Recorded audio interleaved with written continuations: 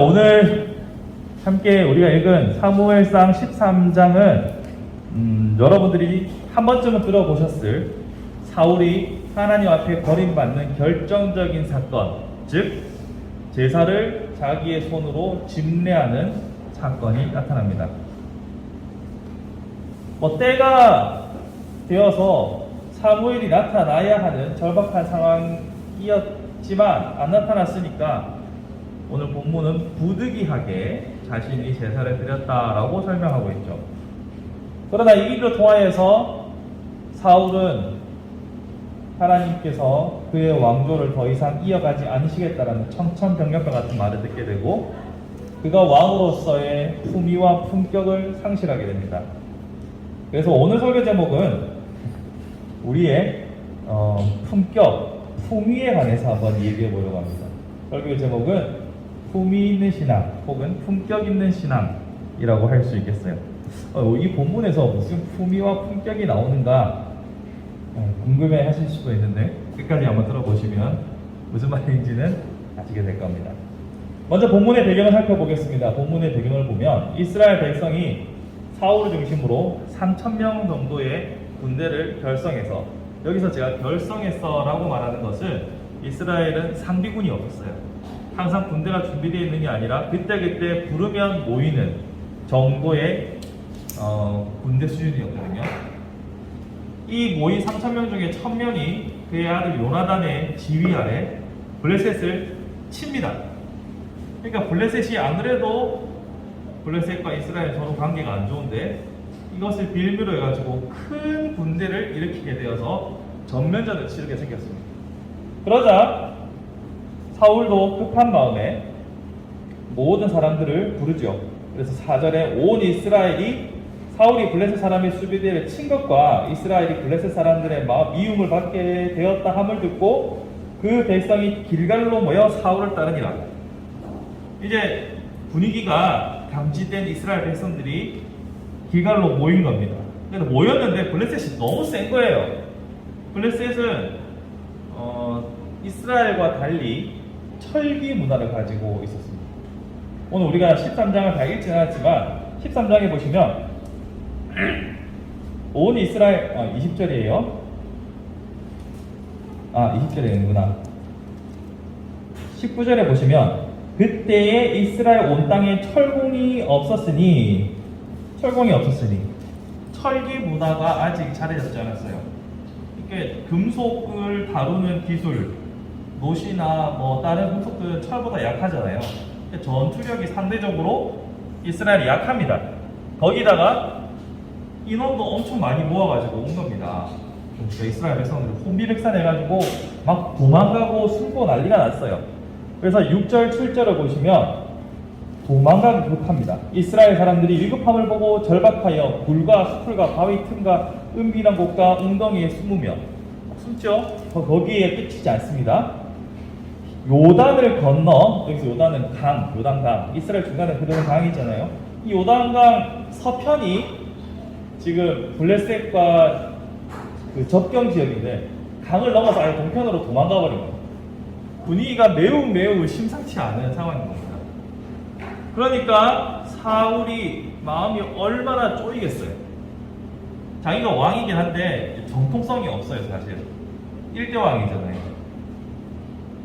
그런데다가 전쟁을 전에 한번 블레셋 싸워서 모압과 싸워서 이기긴 했는데 이 전쟁은 지금 당장 이 눈앞에 있는 전쟁을 실패한다고 치면 내가 왕으로서 이 체면이 어떻게 되는가라는 온갖 생각이 다 들었을 거예요. 그래서 아마도 사무엘에게 제사를 부탁했던 것으로 보입니다.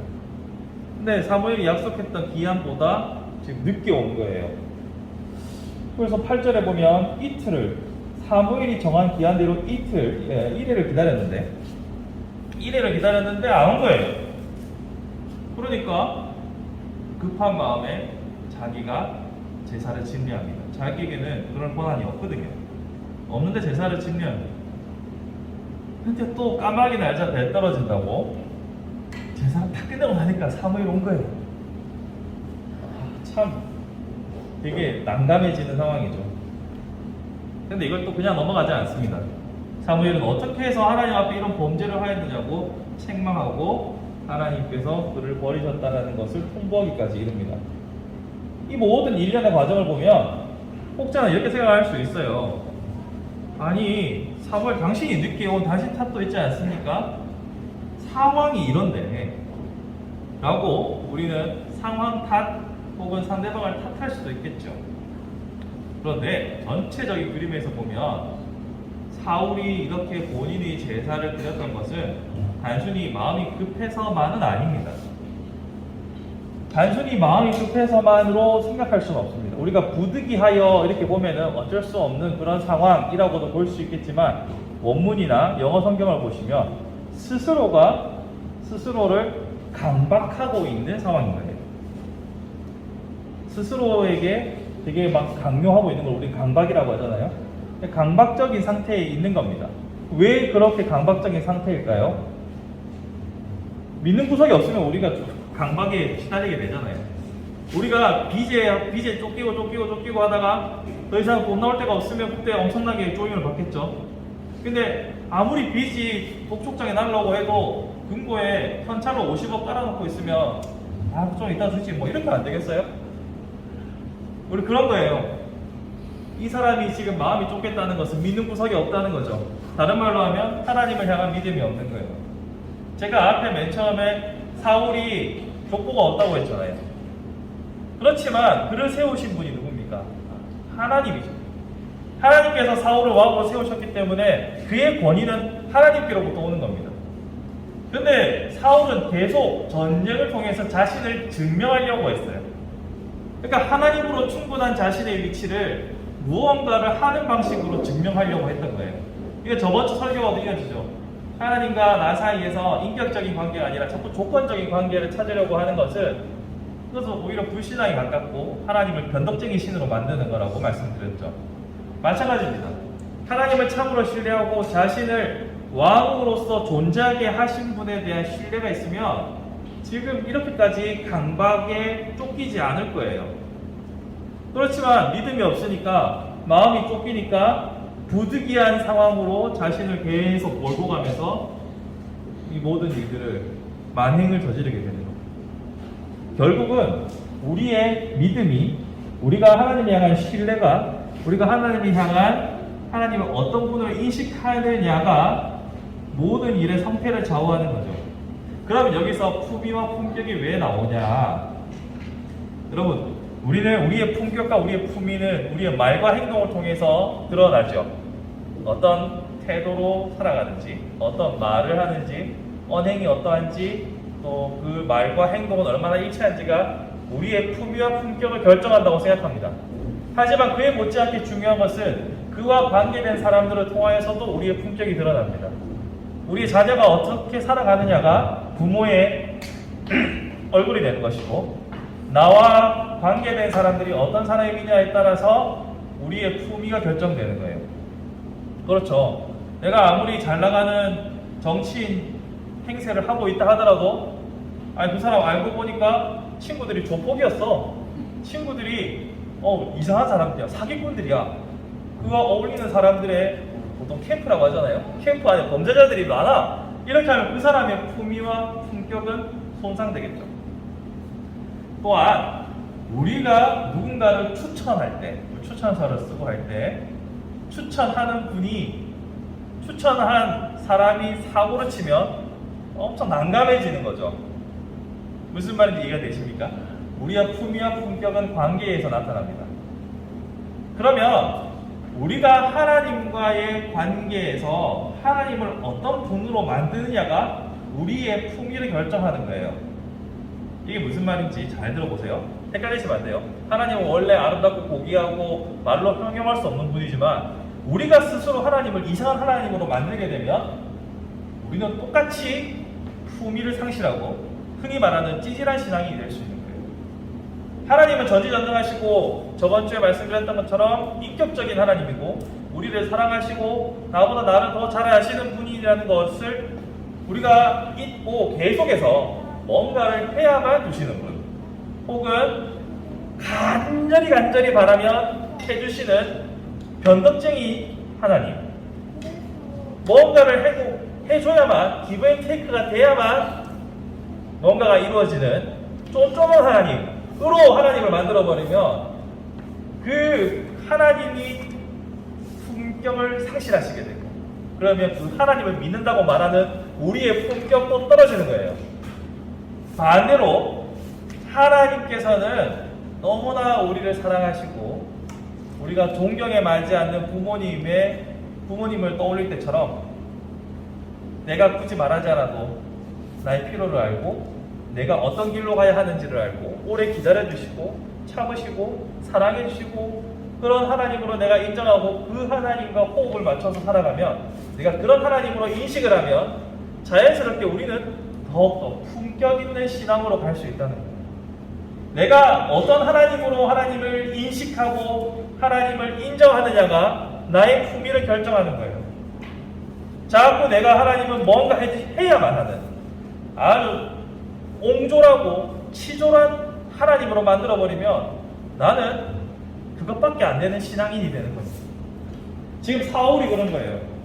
하나님께서 내가 이 제사라는 것도 정말 하나님을 예배하기 위해서, 하나님을 높여드리기 위해서 하나님을 중심으로 제사를 드린 걸까요? 아니면 자기를 위해서 드린 걸까요? 자기를 위해서 제사한 거잖아요. 자기 전쟁의 승리를 위해서. 그 말은 뭐냐면 하나님이 목적이 아니고 하나님을 어떤 분인지 제대로 이해하지 못하고 그저 뭔가를 얻어야겠다, 이렇게 해야만 하나님이 기뻐하신다, 이렇게 하나님을 아주 절하해 버리는 겁니다. 자기도 모르고. 그러면 사울을 우리가 지금 제3의 시점에서 보는 것처럼 우리 주변 사람들이 꼭 이렇게 열심히 해야 되고 뭔가를 해야 되고 정성을 바쳐야 되고 이런 하나님으로 우리가 섬기고 있다면 그들의 눈에도 그다지 매력적이지 않은 거예요. 물론 열심히 하지 말라는 말이 아닙니다. 그렇게 받아들이실 분은 여기 없을 테니까 제가 더 편하게 말씀드립니다. 정말 우리가 생각하는 우리 기억 속에 안 좋은 부모님 모습들 다 빼고요, 가장 이상적인 부모와 자식의 관계로 항상 생각을 하셔야 돼요. 가장 인자하고 가장 사랑이 많으시고 가장 지혜롭고 현명한 나의 아버지가 나를 어떤 식으로 대하실까를 염두에 두고 하나님을 그리고 있으면 우리는 자연스럽게 품위 있는 신앙인으로 살아갈 수 있어요. 근데 자꾸 내가 누군가에게 야 네가 이거 해주면 해줄게, 이거 해주면 해줄게 막 조건을 거는 사람처럼 자꾸 하나님을 옹졸한 신으로, 치졸한 신으로 만들면 여러분의 신앙의 품격도 다른 사람들 보기에 야 너무 하나님과 밀당하는 거 아니냐? 하나님도 너 꼭 그렇게 해야만 너를 사랑하시니? 네가 꼭 그렇게 아등바등 해야만 너를 한번 쳐다봐 주시는 도대체 둘의 관계는 뭐야? 라는 의문이 들지 않게 하는 품격 있는 신앙이 우리 바른교회의 신앙이 되어야 한다고 생각합니다. 사랑하는 성도 여러분, 지금 사울이 부득이하고 막 쫓기고 했던 이유를 살펴보시면 결국은 뭔가를 해서 자신을 증명하려고 했던 데서부터 시작됐다는 것을 알 수 있습니다. 근데 뭐 사울이 뭐 해서 왕이 됐나요? 가만히 있다가 왕이 됐잖아요. 여러분들이 무언가를 해서 구원을 받으셨습니까? 하나님께서 여러분을 택하셨고 하나님께서 여러분들을 창세전부터 사랑하셨고 여러분들을 위해서 모든 환경을 이끌어가서 구원을 인도해 주셨잖아요. 여러분이 뭔가를 해서가 아니라 그냥 사랑을 받았기 때문에 여기 있는 것이고, 사울은 사랑을 받았기 때문에 왕이 된 겁니다. 여러분도 사랑을 받았기 때문에 왕같은 제사장으로 여기 계신 거예요. 그러니까 좀 더 뭔가 기브 앤 테이크의 형태가 아니라 주고받고가 아니라 그냥 나를 불러주신 그 하나님에 대한 사랑과 감사와 그 행복을 누리는 삶을 살아갈 때 여러분들은 누가 봐도 품격 있는 신앙인으로 살아간다고 보여질 겁니다. 말씀을 정리합니다. 결국 바른 믿음은 우리로 하여금 아름다운 품위와 품격을 갖춘 신앙인으로 만들어줄 겁니다. 바른 믿음이라는 것은 바른 신학 위에 기초한 것이요, 이 바른 신학 위에서는 그 모든 것에 더하는 사랑으로 하나님과 우리의 관계가 회복되는 것을 주목하고 있습니다. 창세로부터 시작해서 에덴 동산에서 추방되며 끊어졌던 관계가 회복되는 기초는 사랑으로밖에 설명을 할 수가 없죠. 이 사랑으로 충만하여서 품격 있는 신앙, 어딜 가서도 품위 있는 신앙인으로 살아갈 수 있는 저와 여러분들이 되기를 간절히 소망해 봅니다.